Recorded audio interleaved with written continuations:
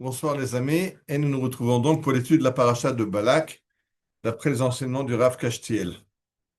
Alors là, c'est une paracha tout à fait spéciale parce que vous avez compris dans ces études que nous faisons ensemble que je cherche à montrer que quand on lit la Torah, on lit la paracha de Shavua, ben, on voit l'actualité. C'est pas pour rien que la Torah a écrit les épisodes qu'elle a choisi d'écrire il y a 3500 ans. Et ce n'est pas pour rien que les Chachamim nous ont demandé de lire ces morceaux de la Torah chaque Shabbat, parce qu'en fait, on lit notre histoire. Si on comprend ce qu'on lit, alors on comprend ce qu'on vit et on sait comment aborder les problèmes auxquels on est confronté actuellement. Si on continue à étudier la Torah comme on l'a enseigné, comme on l'a étudié en exil, dans le shtetl, ou dans le mlach, en lisant le verset, en traduisant en yiddish, en judéo-arabe, on va pas très loin. Mais si on essaie de comprendre ce que nous dit la Torah, c'est incroyable, parce que ouvrez le journal, mais c'est de ça qu'il s'agit. Alors, de quoi s'agit-il? Ça fait déjà quelques parachutes que nous sommes dans le livre de Bamidbar, le livre du désert, le livre qu'on appelle en français les nombres, parce qu'effectivement, il y a un dénombrement au début, un dénombrement à la fin. Mais c'est le livre qui s'appelle en hébreu Bamidbar, dans le désert. Il nous raconte l'histoire du désert. Et on va de problème en problème. On a le problème, on râle parce qu'il n'y a pas d'eau, on râle parce qu'on veut de la viande. Il y a le problème des explorateurs qui découragent le peuple de rentrer en Israël. On a vu l'histoire de Korah qui s'oppose à Moshe et à Aaron, etc., etc.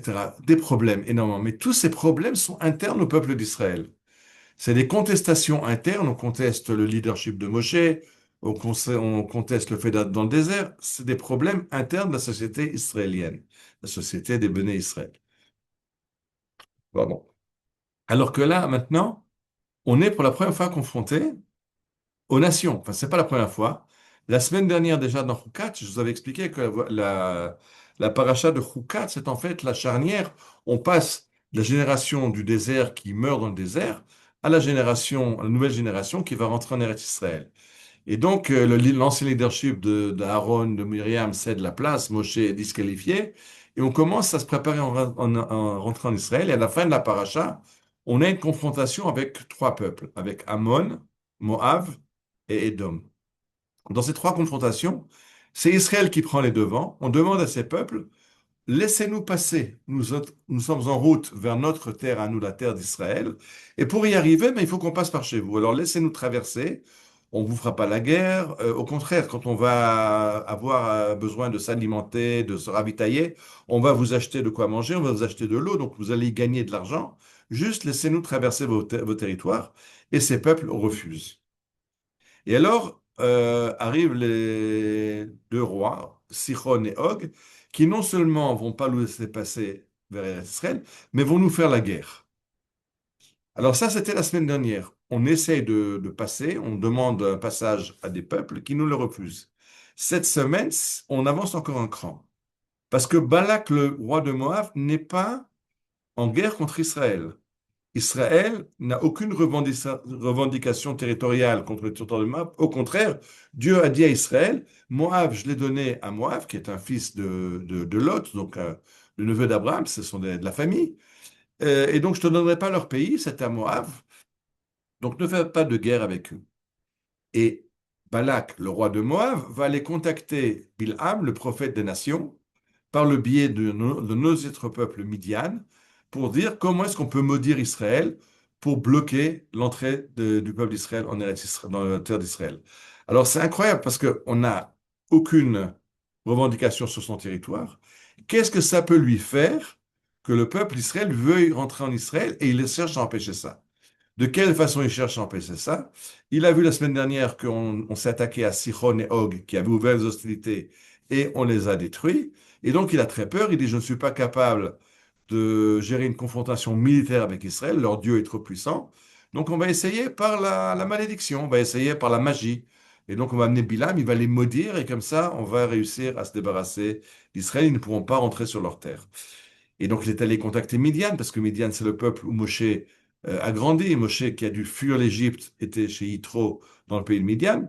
Et donc, il concocte cette histoire de malédiction. Qu'est-ce qu'il lui a pris à Balak?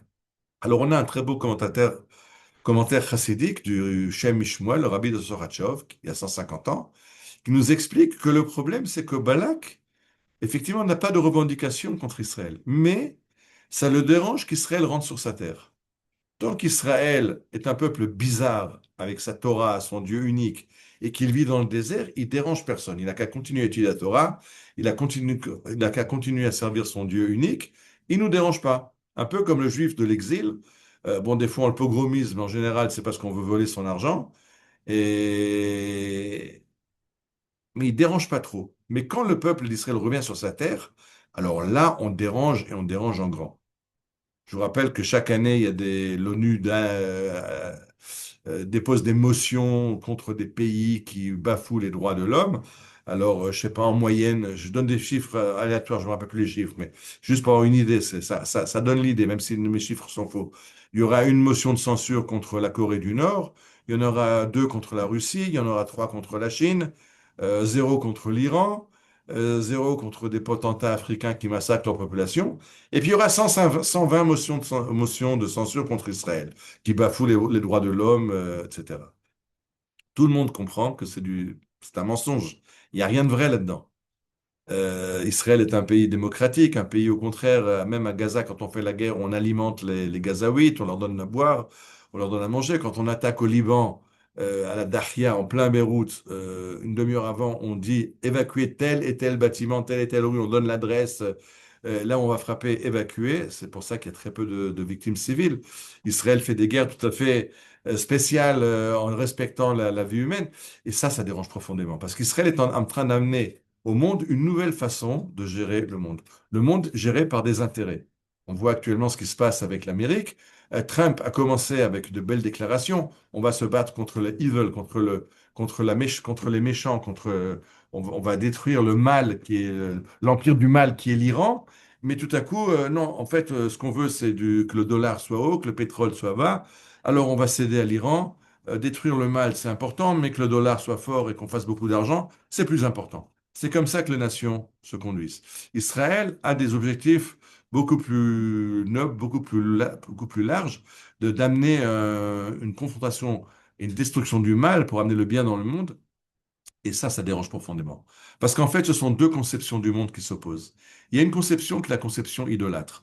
Dans le monde idolâtre, l'homme est soumis à un destin qui ne peut pas changer, un destin qui est dur contre lui. Il y a des dieux dans l'Olympe qui n'aiment pas les hommes, qui se battent contre les hommes.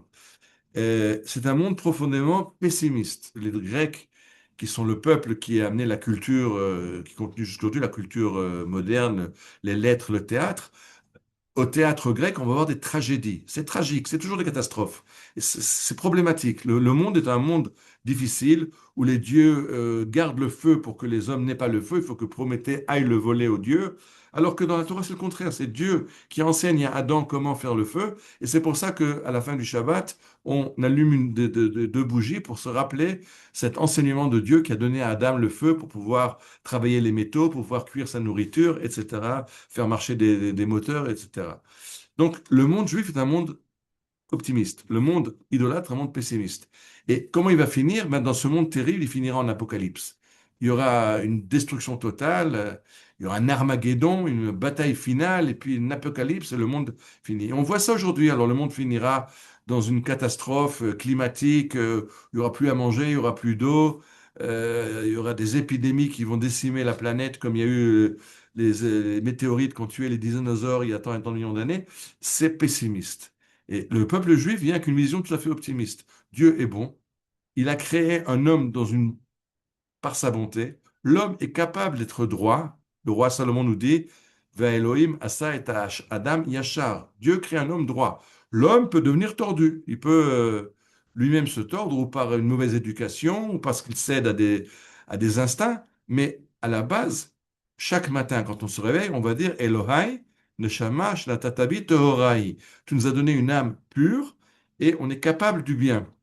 Et à la fin des temps, on ne va pas vers une apocalypse, mais on va vers les temps messianiques qui seront l'aboutissement dans le bien de tout ce que Dieu a voulu pour l'humanité.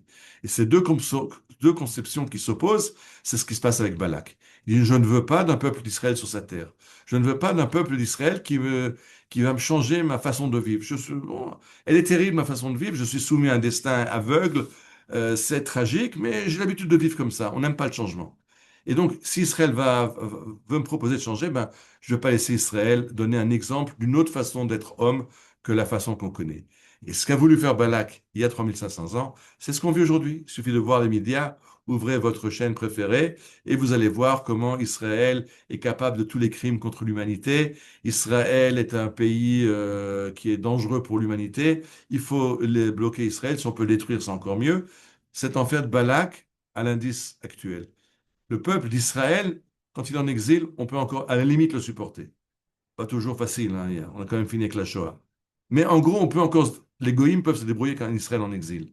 Mais un Israël qui revient sur sa terre, ça c'est impossible. Ça, il faut tout faire pour qu'il ne soit pas là. Et de nouveau, ouvrez votre journal préféré et vous pourrez lire une lecture moderne de la paracha de Balak. Shabbat Shalom et Bezrat Hashem, à la semaine prochaine.